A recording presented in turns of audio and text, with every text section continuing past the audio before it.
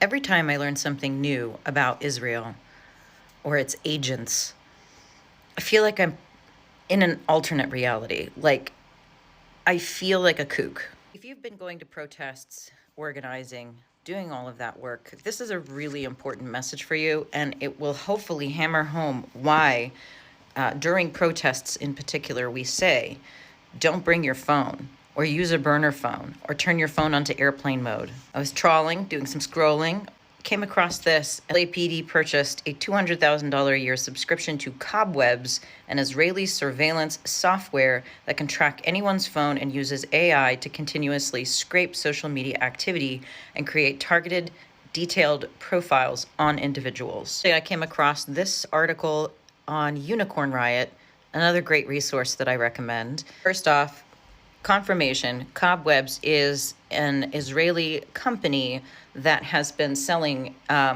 this suite of software that they've used to, monitor private citizens. And as with everything that involves Israel, it gets worse. Cobwebs founders are all graduates of the IDF intelligence units, engaged in such a widespread information and intelligence gathering campaign that Meta sued them.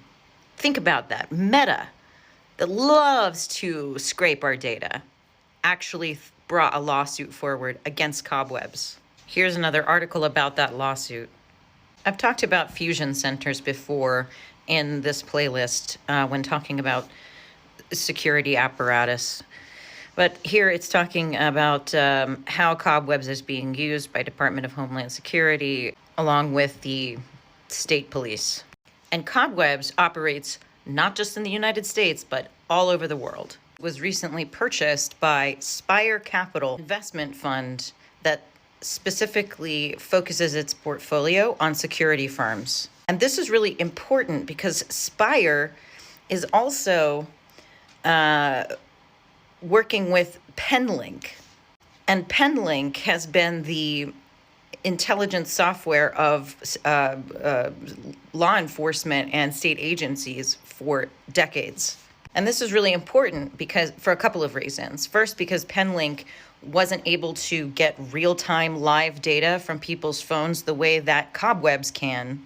So now Penlink and Cobwebs together can merge their capabilities. Now Cobwebs can kind of evade and work in the back with the likes of law enforcement through this Penlink connection and Spire Capital. Here's Penlink's about page.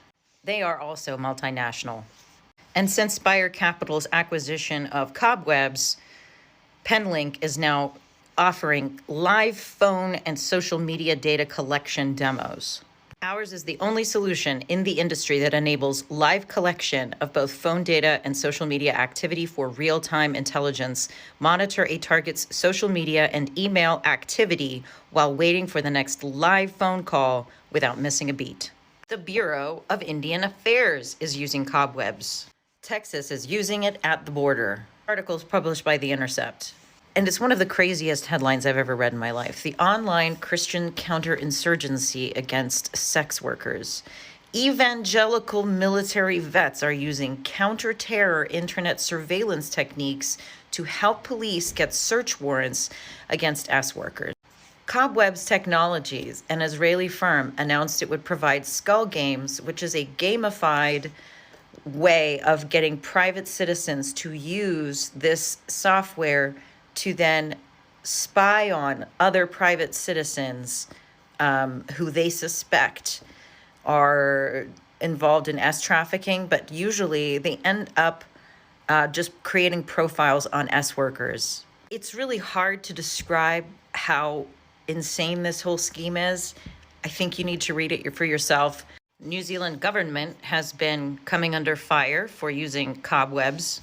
Of course, the NYPD has similar software. They not only use Cobwebs, they use another cybersecurity firm that is Israeli IDF, Mossad founded.